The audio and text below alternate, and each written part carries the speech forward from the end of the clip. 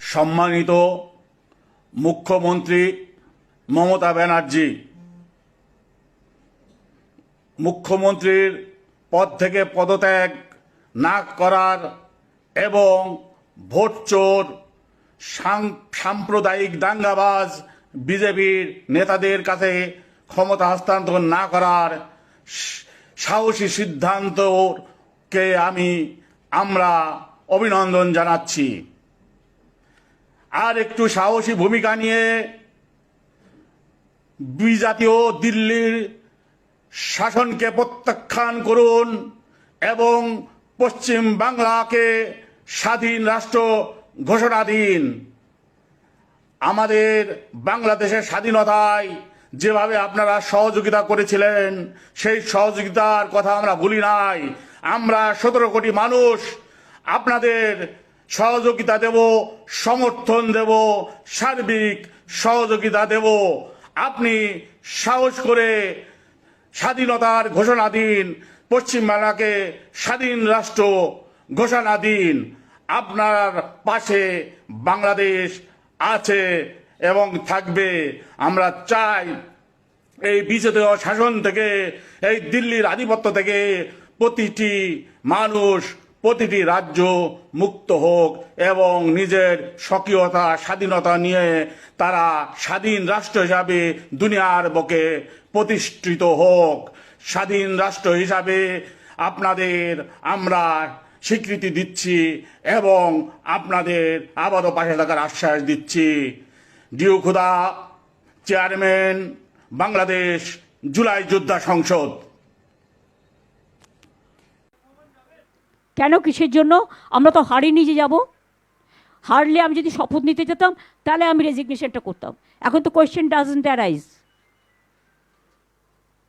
জোর করে দখল করে যদি কেউ মনে করে যে আমি কি রেজিগনেশন দিতে হবে, নো, নট দ্যাট।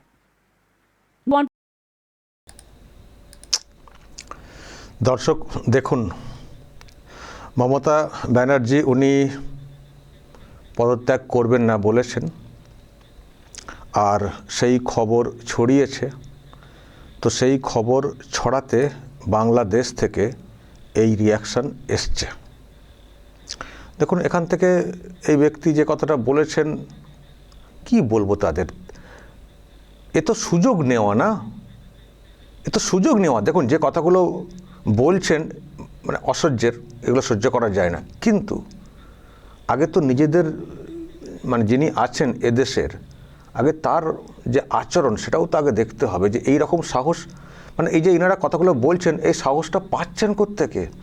সেখান থেকেই পাচ্ছেন ওনারা, যেহেতু এখানকার ইনি সংবিধানকে মানছেন না। একটা দেশের যে সংবিধান সেটাকে মানছেন না। যখন তারা দেখতে পাচ্ছেন যে ভারতের একজন যিনি সংবিধান মানছেন না, তার মানে তাকে দিয়ে যা খুশি করানো যায়। দেশের সংবিধান মানছে না, না একটা দেশ ভারত, তার যে সংবিধান আছে, ভোট হয়, অঙ্গরাজ্যের ভোট হয়, সেখানে ভোটের রেজাল্ট আউট হয়, রেজাল্টে মানুষের রায় যদি দেখা যায় উল্টো দিকে, তখন যিনি মুখ্যমন্ত্রী থাকেন তাকে রিজাইন করতে হয়, পদত্যাগ করতে হয়। তারপরে শপথ গ্রহণ অনুষ্ঠান হয়, সেখানে যিনি প্রাক্তন হয়ে থাকেন তাকেও আমন্ত্রণ করা হয়, যিনি হবেন নতুন তাকেও, তিনি তো থাকছেনই, দুজনের পাশাপাশি সবাই একই অনুষ্ঠানে থাকবেন। একটা দারুণ একটা সৌহার্দ্য সৌজন্যের একটা পরিবেশ থাকে।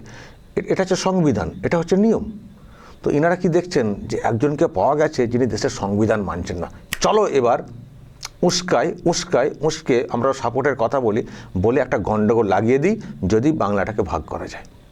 স্বাধীন রাষ্ট্রের ঘোষণা দিন, আমাদের 17 কোটি আমরা সব আছি, পাশে আছি, সাহায্য করব।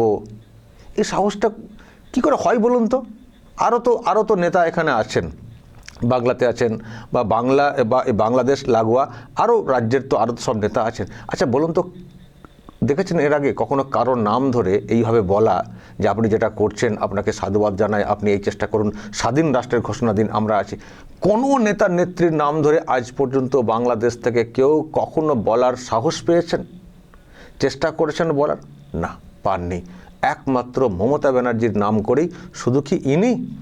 আমি দর্শক এর আগে একটা বক্তব্য শুনিয়েছিলাম, সেই ব্যক্তি তো আবার আনসারুল্লাহ বাংলার কি নেতা, অ্যারেস্ট ছিল, শেখ হাসিনা অ্যারেস্ট করেছিলেন, পরে হঠাৎ করে একটা বক্তব্য সামনে আসে, আমি একটু আপনাদেরকে শোনাই, শুনলে যারা শুনেছেন তারা জানেন।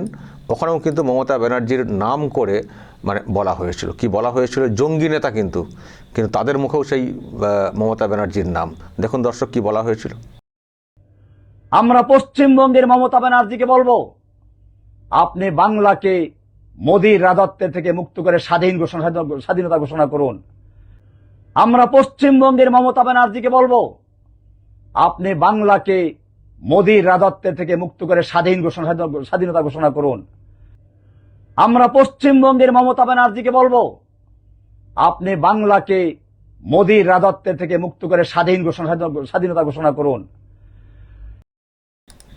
দর্শক শুনলেন, জসিমউদ্দিন জঙ্গি নেতা, তার মুখেও ওই মমতা ব্যানার্জির নামটা এসছিল। তো সবাই মমতা ব্যানার্জির নাম ধরে কেন কথাটা বলে বা বলেন কেন? আর তো কারো নাম ধরে বলা হয় না। আসলে তারাও ওদিক থেকে বুঝছে যে একে দিয়ে কাজ হবে, অন্তত আশা তাদের, জঙ্গিদের আশা, বা এই নেতারাও আশা করছেন যে মমতা ব্যানার্জি বলে একজন আছেন, নামে ব্যানার্জি হিন্দু কিন্তু কামে অন্য, সুতরাং তাকে দিয়ে কাজটা হবে, তাকে অক্সিজেন দাও, তাকে একটু উস্কাও। এই হচ্ছে দর্শক ব্যাপার। ফলে এই যে এনাদের মধ্যে যে ভাবনাটা এসছে, ওনারা তো মানে সব দেখছেন না, মিডিয়াতে খবর হচ্ছে তো, আচরণ, তারপরে ভিতরে যোগাযোগ আছে কিনা কে জানে, ও তো যোগাযোগ হেল্প জানি না কী সব আছে। এমনিতেই দেখবেন বলা হয় না মানে মমতা ব্যানার্জির সম্পর্কে অনেক সময় দেখবেন শুভেন্দু অধিকারীরা অনেক মন্তব্য করেছেন। তো যেসব কথা শুনছি, যেসব কাজকর্ম, তাতে তো সন্দেহ তো বাড়েই। আর এখন যে সাহসটা এসে গেছে সেটা হচ্ছে এই যেটা উনি করেছেন। আরে হেরে গেছেন তো যেতে হবে, তো ছাড়বো না ছাড়লে কী ভাবছেন, থেকে যাবো নাকি? থেকে যাব না ছাড়লে তো আপনাকে তো এমনি তো স্যাক করা হবে, মানে এমনি তো বাতিল হয়ে যাবে। কালকে তো 7 তারিখ, কালকের পরে তো মেয়াদ শেষ হয়ে যাবে সরকারটার, তো কি হবে? আপনি যদি যেতেন, পদত্যাগ করতেন, একটা সম্মানের জায়গা থাকতো। এমনি চুরি টুরির অনেক অভিযোগ আছে, তবু আর কি সাংবিধানিক সম্মান যে বিষয়টা সেটা অন্তত থাকতো, যে আপনি নিয়ম মেনে পদত্যাগটা করেছেন। করেননি মানে কি থাকবেন নাকি? আপনি চেয়ারে বসে থাকবেন? ওই যে ওদিক থেকে বলা হচ্ছে মুখ্যমন্ত্রী, এখন ওনারা মুখ্যমন্ত্রী বলে যাচ্ছেন, মুখ্যমন্ত্রী পদত্যাগ করার নিয়োজনে মুখ্যমন্ত্রী বলে যাচ্ছেন। ঠিক আছে, ওই মুখ্যমন্ত্রী হিসেবে থেকে যাবেন, পদত্যাগ করতে হবে না। একটা চেয়ার মুখ্যমন্ত্রী লেখা কালীঘাটে কেউ না কেউ হয়তো পৌঁছে দিয়ে আসবেন। আমি বলবো অনেককে একটু যে যদি পারেন, মুখ্যমন্ত্রী মমতা ব্যানার্জি এরকম লেখা একটা চেয়ার, কাঠের চেয়ার, উনি কাঠের চেয়ারেই বসেন, একটু পাঠিয়ে দেবেন তো কালীঘাটের বাড়ির সামনে, পাঠিয়ে দেবেন। ওনার মুখ্যমন্ত্রী হিসেবে থাকতে হবে। আজব না? একটা আজব না? ছেলে মানুষই মানে পাগলরাও এরকম করেন বলে আমার মনে হয় না। ভাবছেন এইভাবেই মুখ্যমন্ত্রী থেকে যাব। তো যেমন ইনি বলছেন, এখন এখান থেকে ইনারা হয়তো ওটা বুঝছেন যে ওইরকম করা যায় না, কিন্তু তার সঙ্গে এটাও বুঝছেন যে উনি যখন এইরকম করছেন যেটা করা যায় না, তার মানে আমাদের কাজের মানে লাগছে, আমাদের কাজের। সুতরাং একে দিয়ে উস্কাও, ওকে দিয়ে আরও পাগলামি করাও, এখান থেকে আরও যদি কিছু সেকশন বের হয় তাহলে সবাই মিলে একটা দেশের মধ্যে দেশের অভ্যন্তরে একটা অশান্তির পরিবেশ তৈরি করা যাবে, তাহলে আমাদের উদ্দেশ্য কায়েম হবে। কিছু হবে না। বাংলায় যে নতুন সরকারটা চলে এসছে, আর কোনো চান্সই নেই। মমতা ব্যানার্জি তো বলেছিলেন যে আগে এখানটা দেখে নিই, তারপর দিল্লি দখল করব। দিল্লিতে এখন এখানেই থাকতে পারবেন কতদিন, কীভাবে শান্তিতে, এটাই এখন প্রশ্নের। ওনাকে তো বলছেন যান বাংলাদেশে চলে যান। উনি নাকি আবার ডাক দেবেন, স্বাধীনতার আন্দোলনের ডাক দেবেন, তাতে স্বাধীন হবে এই বাংলা, স্বাধীন রাষ্ট্র হবে, এটা আশা হচ্ছে ওনাদের। ভারতকে টুকরো করে দিয়ে ওনারা মজা নেবেন আর কি, ভারতকে টুকরো করে।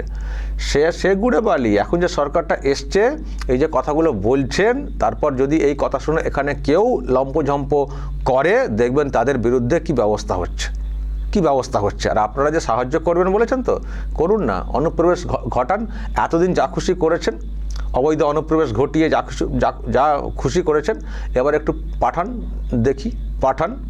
সরকার কিন্তু চেঞ্জ হয়ে গেছে, সরকার কিন্তু এখানে নতুন চলে আসছে, জাস্ট গঠনটা বাকি আছে। পাঠান, দেখব কত দম আছে। বরং যাদেরকে পাঠিয়েছেন তাদেরকে ফেরত পাঠানোর জন্যে দেখুন কি করে এখানকার সরকার। ফলে স্বপ্ন দেখুন, আর আপনাদের উস্কানিতে ইনিও খানিকটা লম্পঝম্প করুন, তারপর দেখব শেষ কি হয়। দর্শক বলবেন বাংলাদেশ থেকে উস্কানি আসছে, অবশ্যই সেটা আপত্তিকর, খারাপ তো লাগছেই, কিন্তু অ্যাকচুয়ালি সাহসটা কোত্থেকে আসছে? কার জন্য এই জিনিসটা তৈরি হচ্ছে? অবশ্যই দর্শক মতামত রাখবেন, যা বলার বলবেন, কি করণীয় সেটাও বলবেন। নজর রাখবেন আরামবাগ টিভিতে।